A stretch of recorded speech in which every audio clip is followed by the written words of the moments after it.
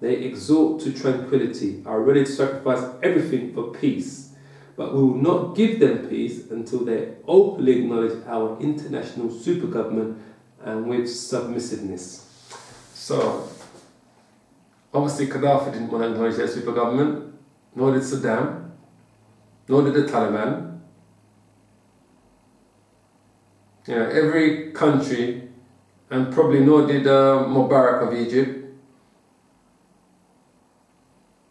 So every country that didn't want to acknowledge their super government, what do? They send in their agent provocateurs, and the next thing you know, there's a war kicked off. Look, they say here, it says, we have fooled, bemused and corrupted the youth of the Goyim by rearing them in principles and theories which are known to us to be false, although it is by us that they have been incalculated. So it says, we have fooled, bemused and corrupted the youth of the Goyim, of the world, by rearing them in principles. No one knows. Protocol number 10. The outside appearance in the political, the genius of rascality. What is promised by Masonic coup d'etat?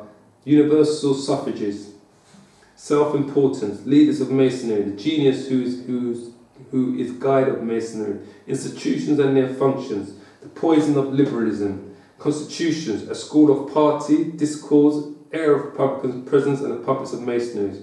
When we have accomplished our coup d'etat, we shall say then to the various peoples, everything has gone terribly badly, all have been worn out with sufferings. We are destroying the causes of your torment, nationalities, frontiers, differences of coinage. You are at liberty, of course, to pronounce sentence upon us, but can it possibly be a just one if it is confirmed by you before you make any trial of what we are offering you?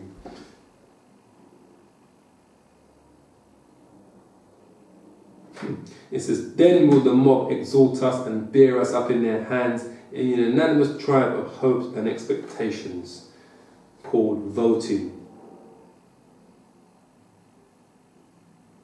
Voting, which we have made instrument, which we have made the instrument, will set us on the throne of the world by teaching even the very smallest units of members of the human race to vote by means of meetings and agreements by groups, will then have served its purpose and will play its part, then for the last time, by unanimity of desire to make close acquaintance with us before condemning us. It says the people will submit to this regime because it will know that upon these leaders will depend its earnings, gratifications and receipt of all kinds of benefits. So that's your governments, your welfare system that they're talking about there, you know, your little jobs that they're paying you pittance for. This is what they're telling you. It says these institutions have divided up among themselves all the functions of government, administrative, legislative, executive. Wherefore they have come to operate as do the organs in the human body. If we injure one part in the machinery of state, the state falls sick like a human body and will die. When we introduce into the state organisms, the poison of liberalism, its whole political complexion underwent a change. States have been seized with a mortal illness, blood poisoning. All that remains is to await the end of their death and agony, which is true. It says the Chamber of Deputies will provide cover for, will protect, will elect presidents, but we shall take from it the right to propose new or make changes in existing laws. For this right will be given by us to the responsible president, a puppet in our hands. Naturally, the authority of the president will then become a target for every possible form of attack, but we shall provide him with a means of self-defense in the right of an appeal to the people for the decision of the people over the heads of their representatives, that is to say, an appeal to that same blind slave of ours, the majority of the mob. So they're telling you, he said, they're telling you here, it says, for this right will be given by us to the responsible president, a puppet in our hands. Like I said, presidents are not elected, they're selected. It says the recognition of our despot may also come before the destruction of the constitution. The moment for this recognition will come when the people, utterly wearied by the irregularities and incompetence, a matter which we shall arrange for of their rulers, will clamour, away with them and give us one king over all the earth who will unite us and annihilate the causes of discord, frontiers, nationalities, religions, state debts, who will give us peace and quiet, which we cannot find under our rulers and representatives. But you yourselves perfectly well know that to produce the possibility of the expression of such wishes by all the nations, it is indispensable to trouble in all countries the people's relations with their governments, so as to utterly exhaust humanity with dissension, hatred, struggle, envy, and even by the use of torture, by starvation, by the inoculation of diseases, by want, so that the Goyim see no other issue than to take refuge in our complete sovereignty in money and in all else. But if we give the nations of the world a breathing space, the moment we long for is hardly likely ever to arrive. Protocol number 11, Programme of the new Constitution, certain details of the proposed revolution, the Goyim, a pack of sheep, secret masonry and its show of lodges. It says the world, or the Goyim, are a flock of sheep, and we are their wolves. And you know what happens when the wolves get hold of the flock. You hear that? There is another reason also why they will close their eyes, for we shall keep promising them to give back all the liberties we have taken away, as soon as we have quelled the enemies of peace and tamed all parties. It is not worthwhile to say anything about how long a time they will be kept waiting for this return of their liberties. Protocols number 12. Masonic interpretations of the word freedom, future of the press in the Masonic kingdom. The word freedom, which can be interpreted in various ways, is defined by us as follows. Freedom is the right to do that which the law allows. The interpretation of the word will at the proper time be of a service to us, because all freedom will thus be in our hands, since the laws will abolish or create only that which is desirable for us according to the aforesaid program. We shall deal with the press in the following way. What is the part played by the press today? It serves to excite and inflame those passions which are needed for our purpose, or else it serves selfish ends of parties. It is often vapid, unjust, mendacious, and the majority of the public have not the slightest idea what ends the press really serves. We shall saddle and bridle it with a tight curb.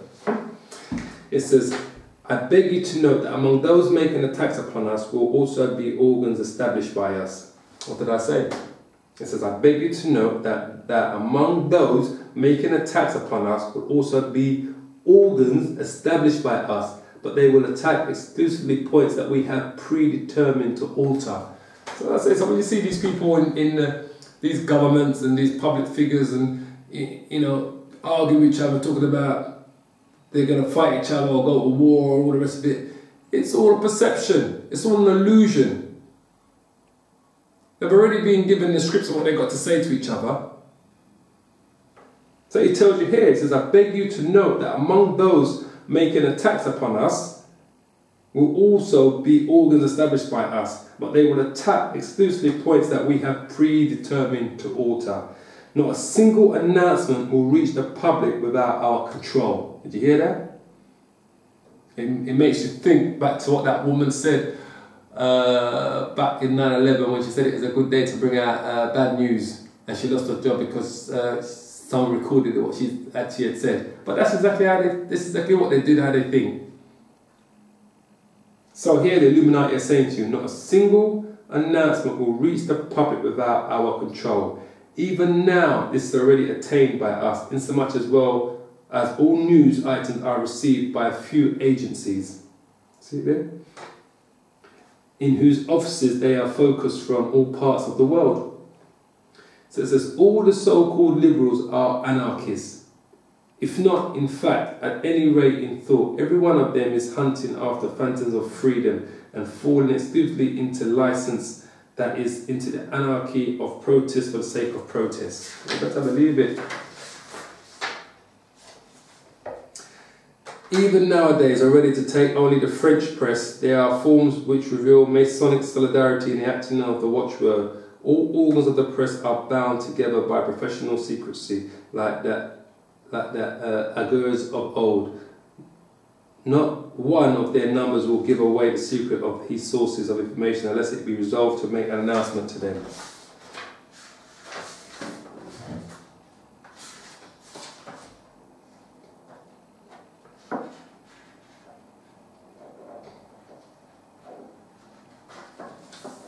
Protocol number 13. The need only for daily bread. Questions of the political, questions of industry, amusement, people's palaces, truth is one. When we come into our kingdom, our orators will expound great problems which have turned humanity upside down in order to bring it at an end under our beneficent rule.